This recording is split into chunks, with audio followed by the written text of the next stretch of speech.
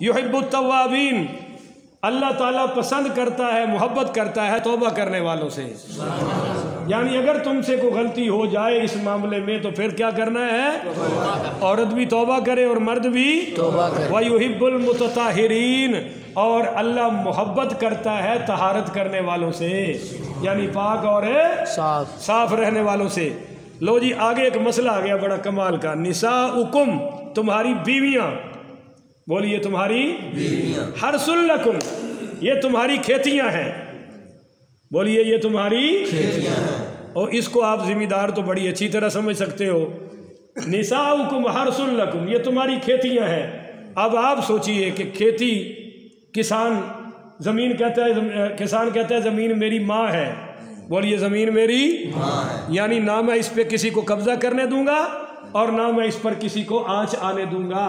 अल्लाह कहता है बीवी भी तेरी खेती है, उसको तुम माँ तो ना कहना, मगर उसकी हिफाजत माँ से भी बढ़कर करना, उसकी हिफाजत माँ से भी बढ़कर करना।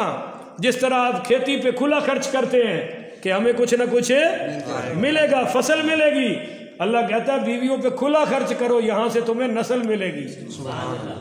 थोड़ी सुभान अल्लाह ही होनी होगी, परेशान हो गए हो भी बीवियों का जिक्र कुरान च क्यों आ गया है।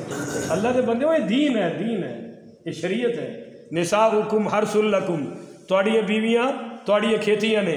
और फरमाया फातू हर्सुल लकुम अन्ना शिअ्तुम, जब भी तुम्हारा दिल करे अपनी खेतियों में हल चलाओ, अपनी खेतियों में हल चलाओ। अब यहाँ तर्जमा ये है फातू, बस जाओ, करीब जाओ, हर्सकुम अपनी खेतियों के, अन्ना शिअ्तुम, जिस तरह से तुम चाहो, बोलिए जिस तरह से तुम चाहो।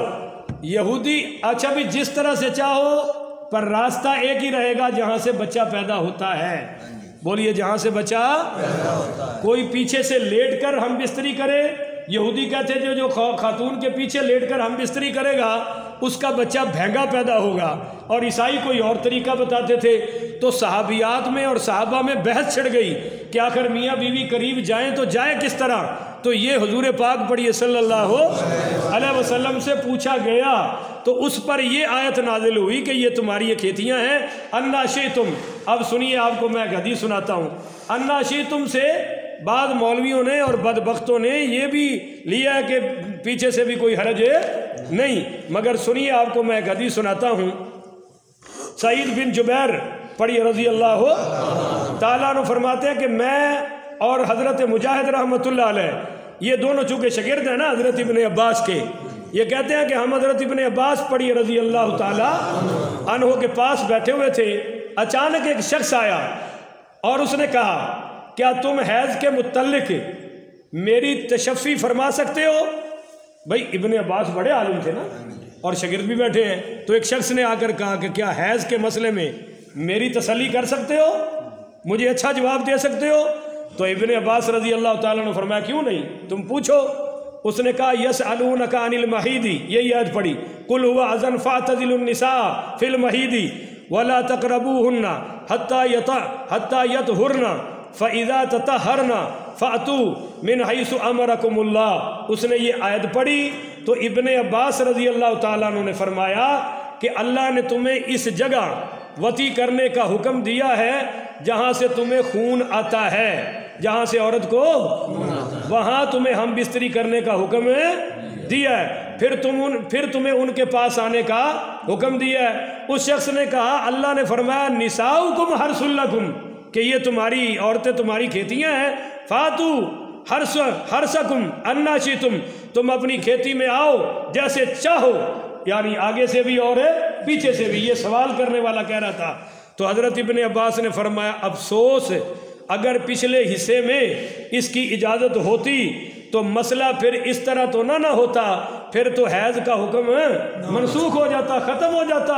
फिर हैज़ की पाबंदी क्यों है कि जब तक वो हैज़ में है तुमने उसके करीब नहीं जाना।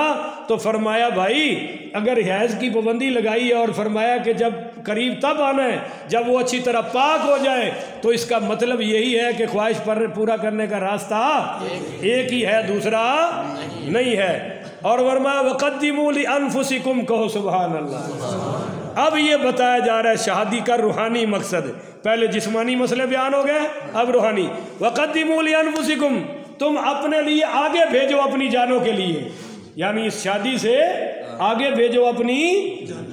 یعنی اگر تم اس شادی سے اولاد پیدا کرو اور اس اولاد کو نیک بناؤ تو وہ اولاد تمہارے لیے آگے جا کر ذخیرہ آخرت بن جائے گی.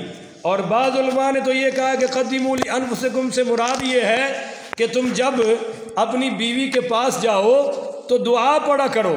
کیا پڑھا کرو جی؟ دعا.